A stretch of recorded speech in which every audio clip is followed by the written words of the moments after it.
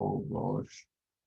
Pois eu vou mandar, porque hoje o Google Tradutor traduz tão bem as notícias que é só vocês abrirem a notícia no Google Chrome que ele já faz a tradução, né? Bem direitinho. Falando sobre aqui perto que eu falo na Rússia e pá, tem vocês sabem que tem o Polo Norte, as calotas polares, a Sibéria, aquele gelo todo do mundo.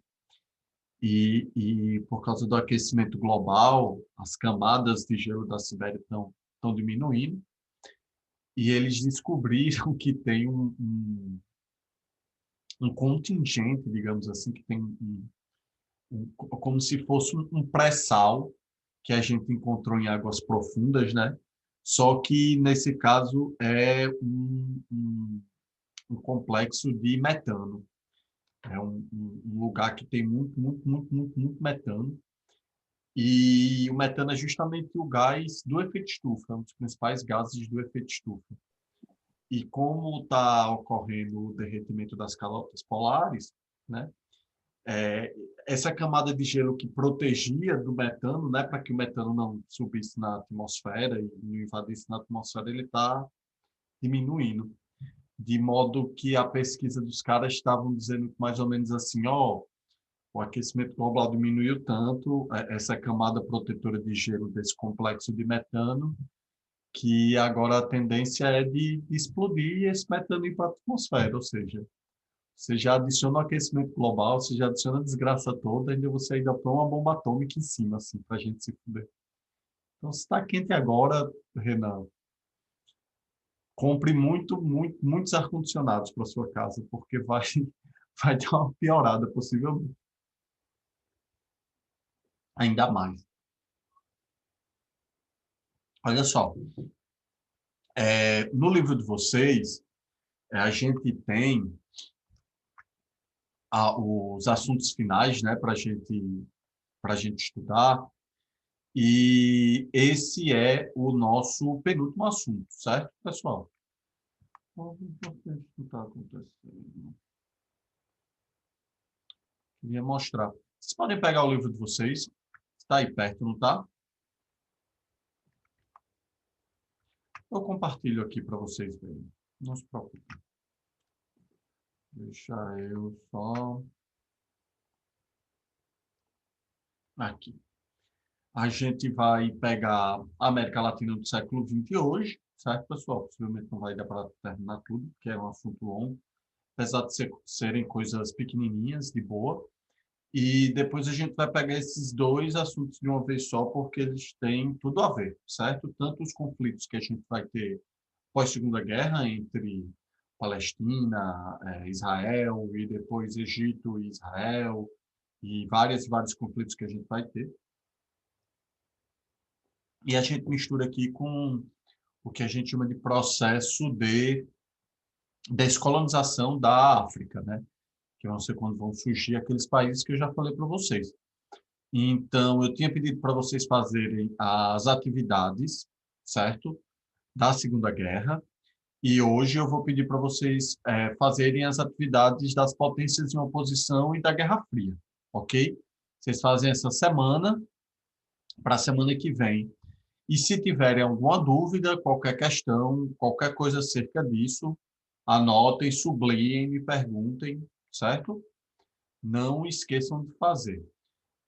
Eu vou deixar anotado no chat para que vocês já saibam quais são as atividades que vocês vão fazer, beleza?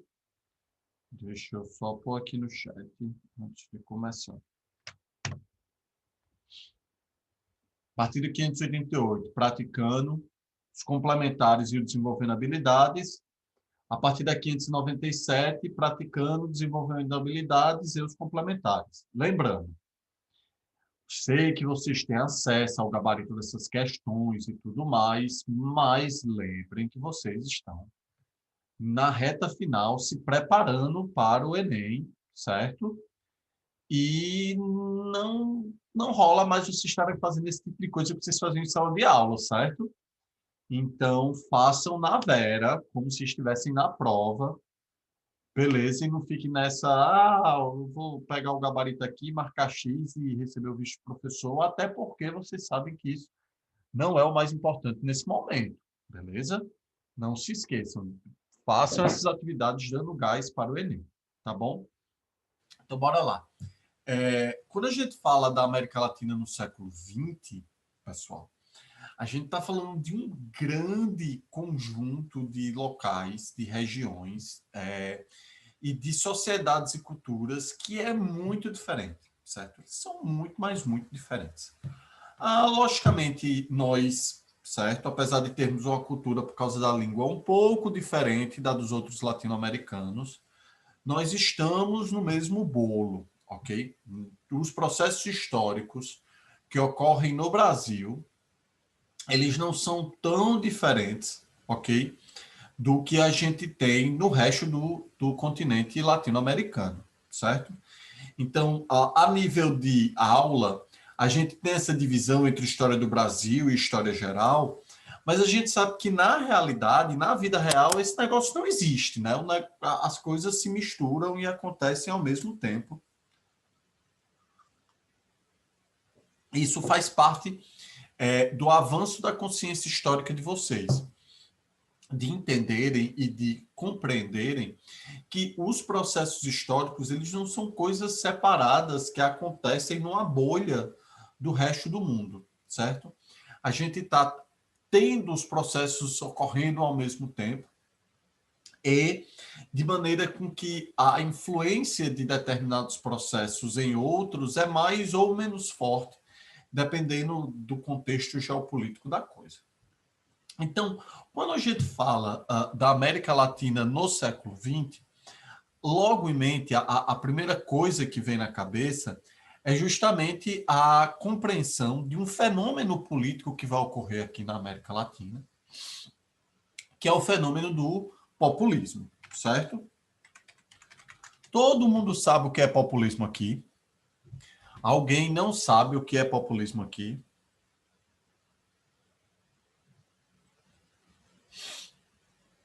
Não me deixem de touca, por favor. Açucena, Ruth, Renan.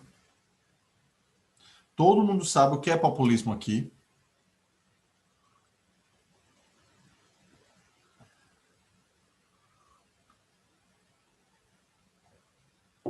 Certo.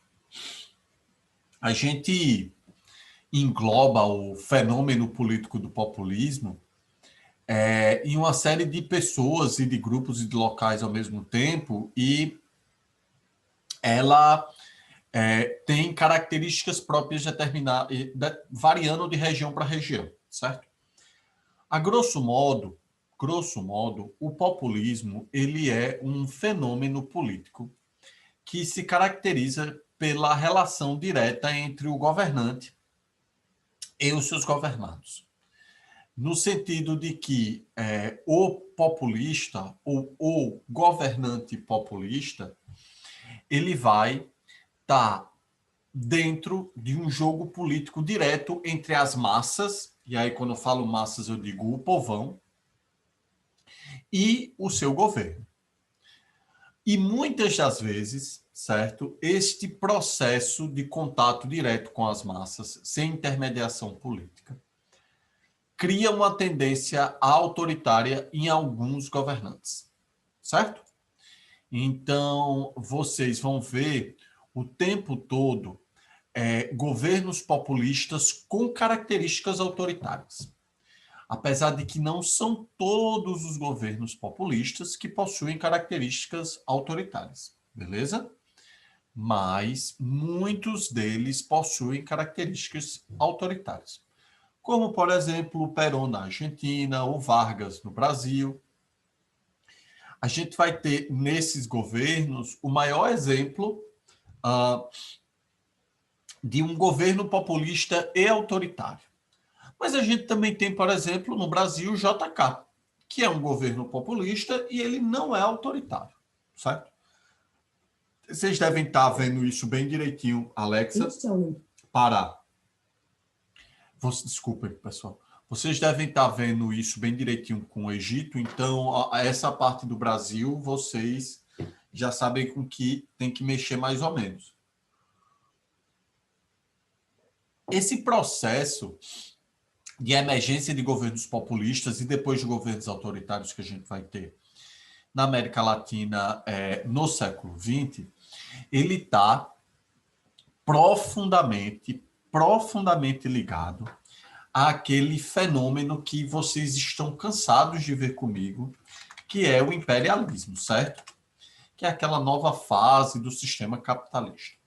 Qual é a ligação desse processo com o que vai acontecer na América Latina no século XX, pessoal? À medida, certo, em que o plano da América para os americanos avança, à medida em que a doutrina Monroe ela vai ganhando poder e ela vai se intensificando dentro do próprio Estados Unidos, a gente vai ter a chegada de uma série de empresas, de uma série de multinacionais que começam a marcar seu território e sua posição nesses países aqui da América Latina. Então, a gente vai ter tanto empresas europeias que vão estar marcando sua presença aqui no nosso continente, no nosso continente, desculpa, que vão ganhar força à medida em que se instalam. Por exemplo, quando a gente está falando do Brasil, as primeiras estradas de ferro que a gente vai ter, elas vão ser inglesas. Tanto é que o futebol chega no Brasil através dessas empresas inglesas que vão construir as estradas de ferro lá no Brasil. E aí os operários e os engenheiros ingleses que vêm trabalhar aqui no Brasil já praticavam futebol e inserem no povão, quer dizer, inserem nos seus trabalhadores a prática do jogo que vai se popularizando, certo? Isso aconteceu no Brasil, mas não só no Brasil. Essas indústrias estrangeiras, principalmente as norte-americanas e as inglesas e francesas, elas vão passar ao longo do século XX marcando sua presença e sendo um elemento cada vez mais importante nas decisões políticas. Lembrem, não esqueçam, que a relação e a influência entre o capital e o governo, ela vai ser cada vez mais próxima depois das grandes revoluções que a gente vai ter na Europa, né? Que a gente chama de Era das Revoluções. Então, o primeiro movimento que está aí no slide para vocês é o que a gente vai chamar de Revolução Mexicana, certo? Que ela é dividida em duas fases, que uma é da ditadura Porfírio Dias, e depois a resposta que a gente vai ter à ditadura Porfírio Dias, né, que é o que a gente vai chamar de fato de Revolução Mexicana, vai ser com o Madero, entre 1911 e 1913, que ele vai acabar com a ditadura do Porfírio Dias e vai fazer nascer um governo liberal, burguês, no México naquele período, certo? Como está no slide, proposta inspirada no modelo norte-americano. E aí,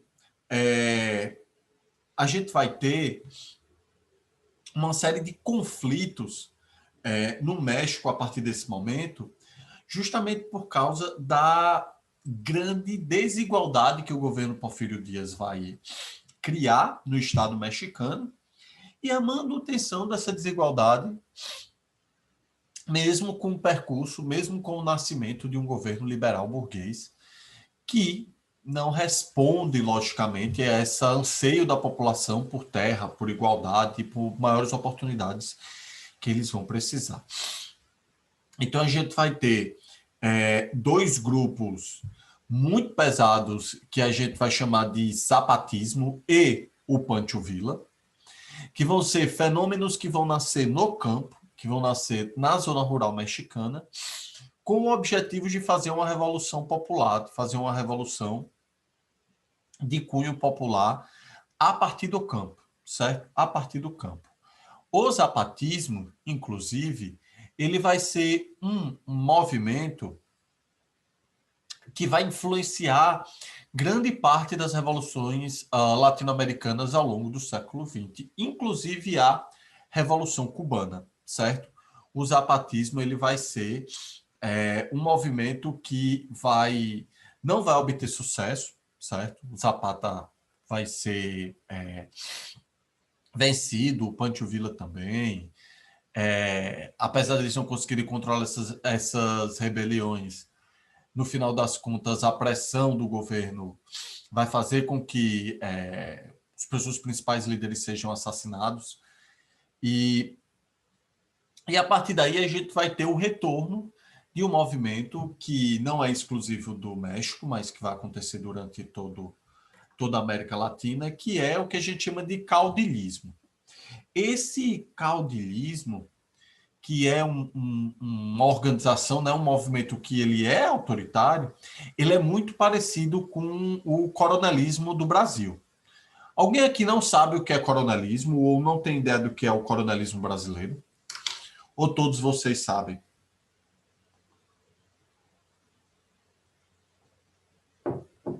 É de boa isso para vocês. Porque se vocês sabem do coronelismo, pessoal, o caudilismo ele vai funcionar de uma maneira muito parecida, certo?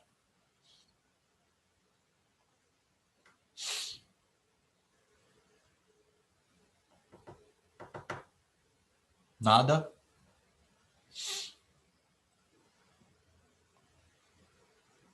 Certo. Então, o que é que vai acontecer? A gente vai ter a partir de 1915 uma guerra civil no México, certo?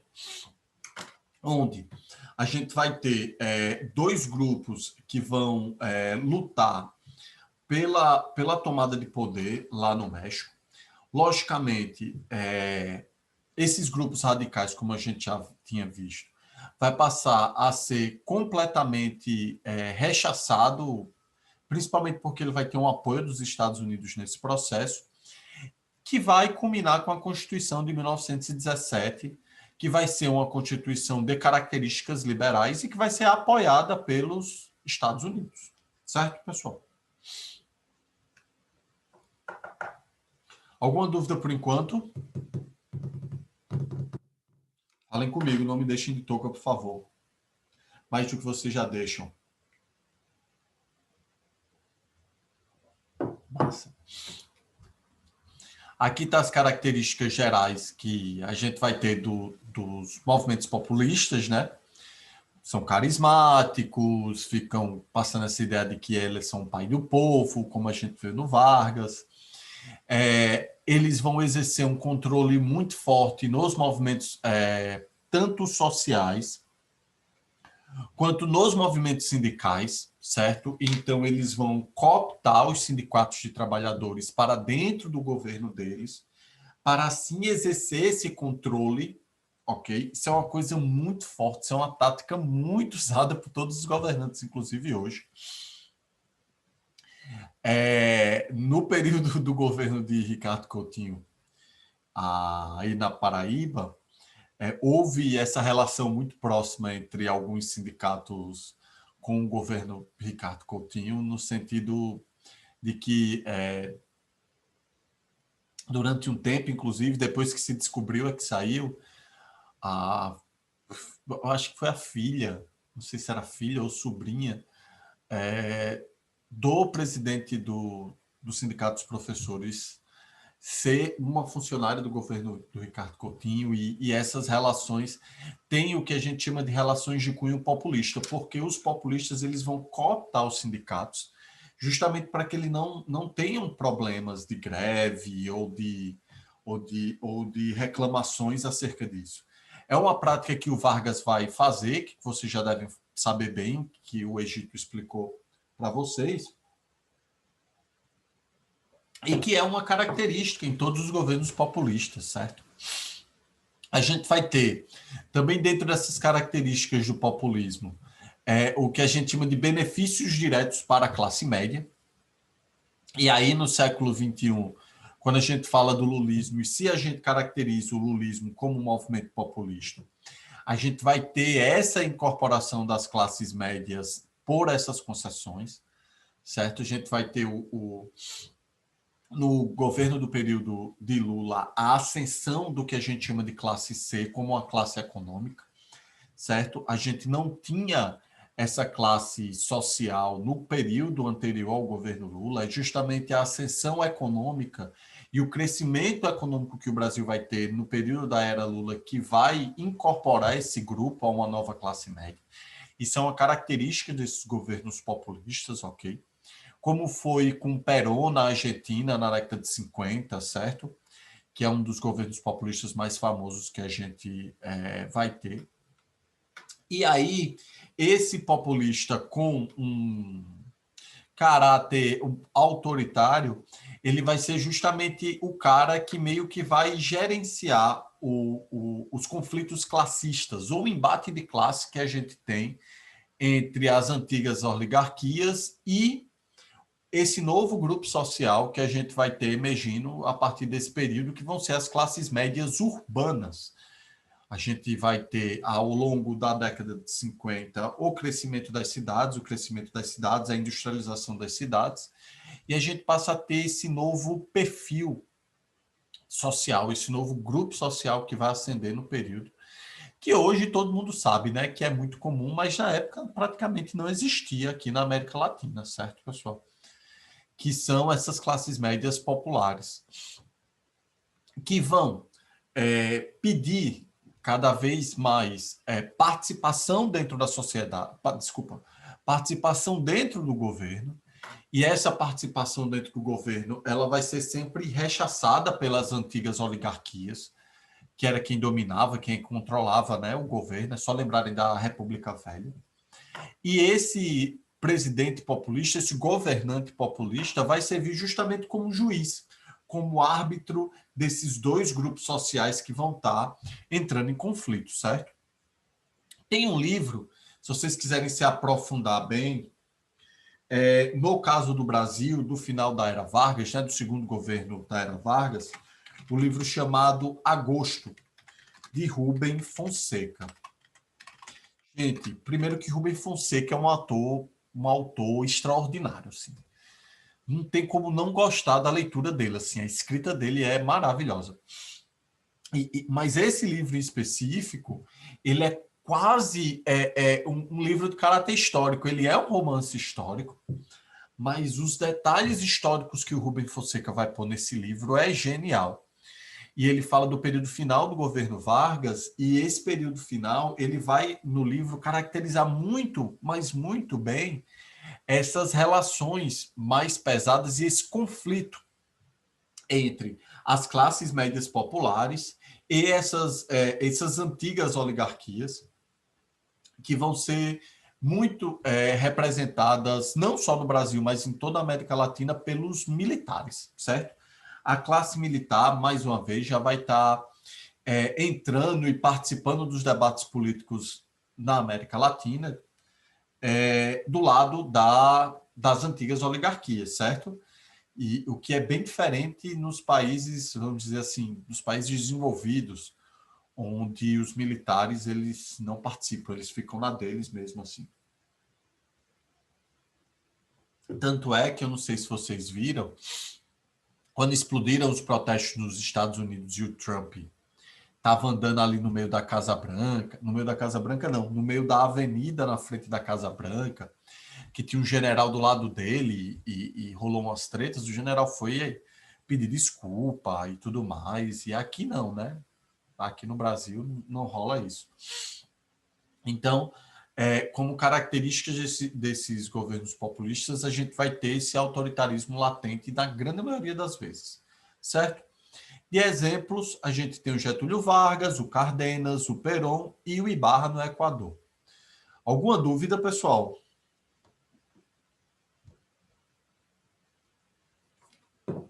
Alguma dúvida?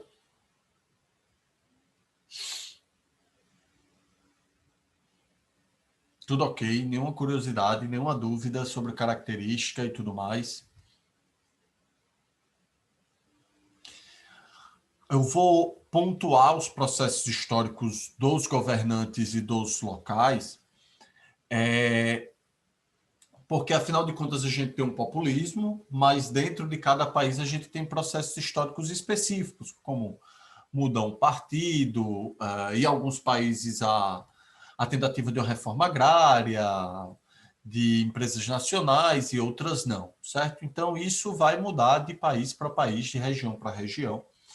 O Enem, para a felicidade de vocês, não tem a tendência de perguntar essas partes específicas, certo, pessoal? Eles estão mais focados em conceitos gerais e que vocês tenham uma compreensão geral do todo, digamos assim, e não das coisas específicas. Então, geralmente, eles citam ou falam de coisas específicas quando eles vão fazer uma pergunta para vocês, mas aí eles usam para dar a informação, certo? Então, ele pode usar, por exemplo, o governo do Cardenas como um exemplo de governo populista e perguntar a definição do populismo para vocês, ou quais são as características dos populismos na América Latina, certo? Então, essa é a parte boa para vocês se ligarem na prova do Enem. Foquem nos conceitos gerais e aumentem a consciência histórica de vocês nessa compreensão, tá? Quando a gente fala do governo de Cardenas, a gente tem uma diferença muito importante em relação à maioria dos outros países populistas, que é a reforma agrária, certo, pessoal?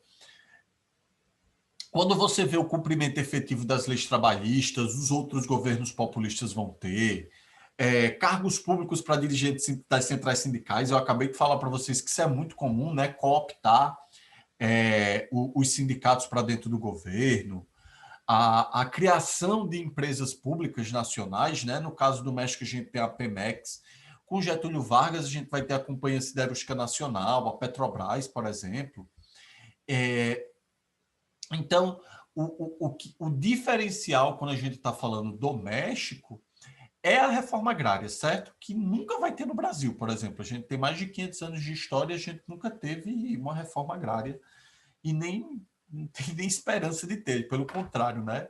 Vocês estão vendo com as queimadas no Pantanal que a tendência é a gente ter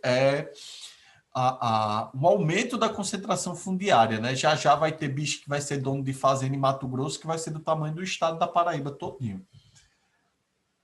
Mas no México não. No México a gente tem a ampliação da reforma agrária. A gente vai ter a prática de uma reforma agrária no México. Por quê? É justamente por aqueles movimentos populares que começaram no campo. O do Pancho Villa e o zapatismo, certo? O movimento do Emiliano Zapata. Como são dois movimentos populares, duas tentativas de revoluções populares que começam no campo, e sua principal bandeira era a reforma agrária, né? É dar terra para as pessoas. Então, para responder a esses herdeiros do zapatismo, a gente vai ter no governo Cardenas uma ampliação da reforma agrária como um dos principais diferenciais do governo dele.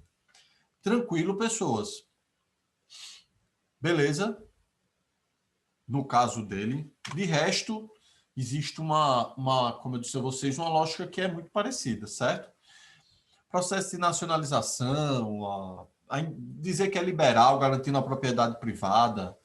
A Pemex existe até hoje, certo? A Pemex é muito grande, muito grande. Outra tendência muito importante desses governos populistas é justamente do investimento das indústrias de base. Então, vocês viram isso na era Vargas, né? As duas empresas que eu falei que o Vargas criou no período são empresas de base, né? Que fomentam a indústria de base, a Companhia Siderúrgica Nacional e a Petrobras. E não vai ser diferente no México e nos outros países latino-americanos, certo? No caso do peronismo, né? Que é um movimento que é muito forte na Argentina até hoje, certo? Se o varguismo no Brasil ele não existe mais praticamente.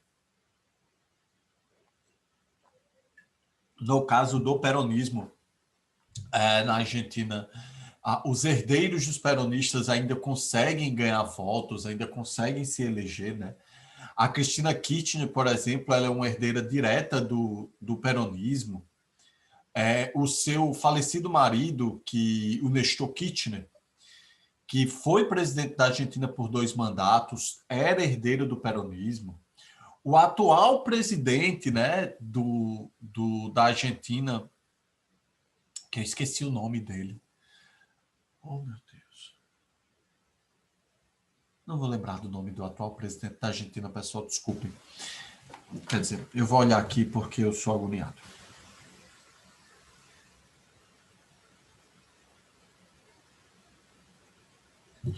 Alberto Fernandes. O atual presidente da Argentina, Alberto Fernandes, ele é herdeiro do peronismo, ele foi apoiado pela Cristina Kirchner, tanto que ela é a vice-presidente, certo? Ela saiu na chapa como vice-presidente. Então, o peronismo é algo muito forte na Argentina enquanto movimento político até hoje, certo? Até hoje. E o Perón, ele vai nascer para a política argentina quando era o ministro do Trabalho, certo? Quando ele era uma espécie de ministro do Trabalho, que a gente chama de ministro do Interior. Naquele período era chamado de ministro do Interior.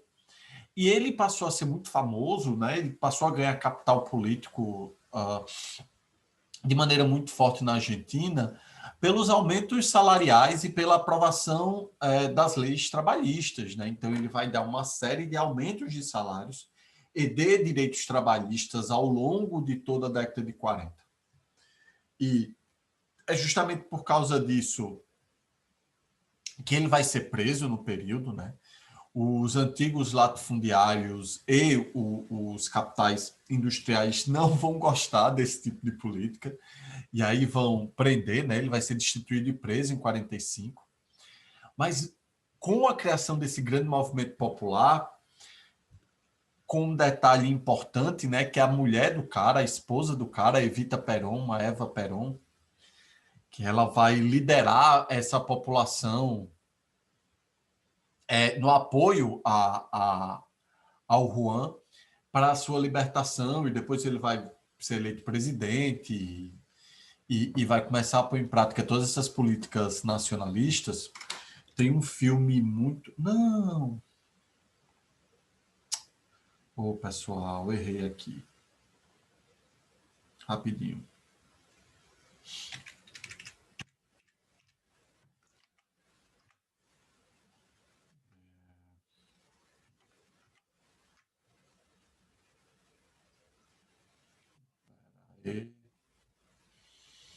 Pronto.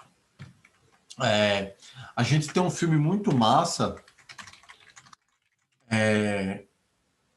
que fala sobre esse período, que o nome do filme é Evita, que quem atua é a Madonna. A Madonna, ela faz o papel da Evita Perón. Eu não acho que é um filme muito bom, assim. A atuação dela não é essas coisas todas e tal. Até porque, afinal de contas, a Madonna, ela é cantora, apesar de ser uma atriz. E eu vou botar aqui para vocês, caso vocês tenham interesse, assistirem ao filme, pesquisarem. Eu não sei se tem na Netflix ou se tem outro local para assistir. Mas eu assistiria, se eu fosse vocês, para se ter uma noção de como foi o peronismo e de como foi esse movimento no momento em que o Perón foi preso, né?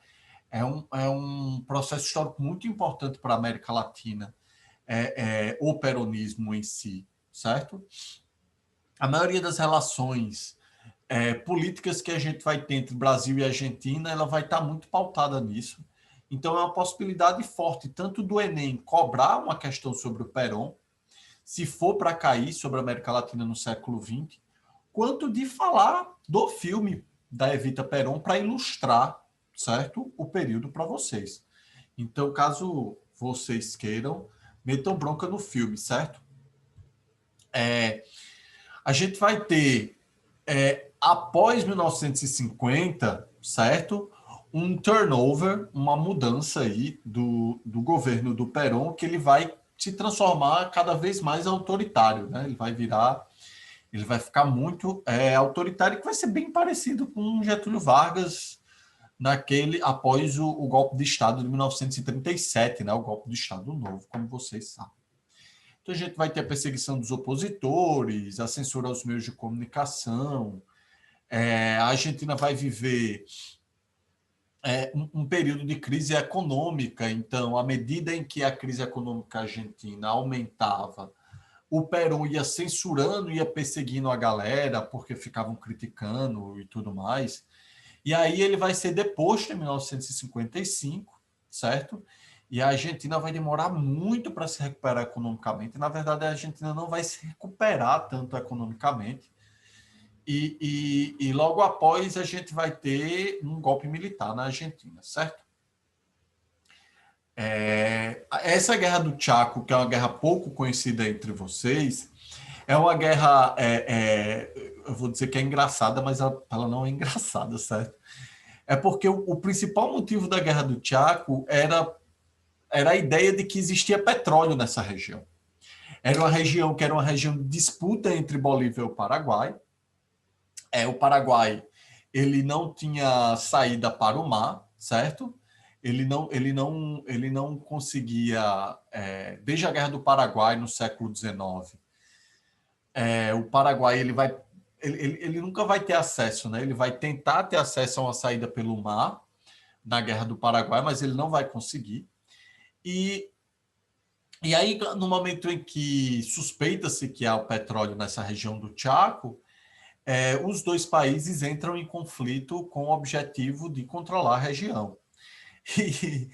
E cada país, como eu disse a vocês no início da aula, né, a gente vai ter uma presença muito forte dessas empresas estrangeiras, dessas multinacionais que vão estar, digamos assim, sendo um master of puppets dos governos.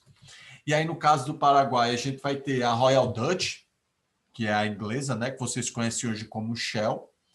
E do outro lado, do lado boliviano, a gente tem a Standard Oil, que é do Rockefeller, né, que hoje é o Texaco, que é o Gazprom, tem um monte de empresa aí. E a Standard Oil era gigantesca nos Estados Unidos. Assim, o Rockefeller era o cara mais rico do mundo, mas muito rico mesmo, assim.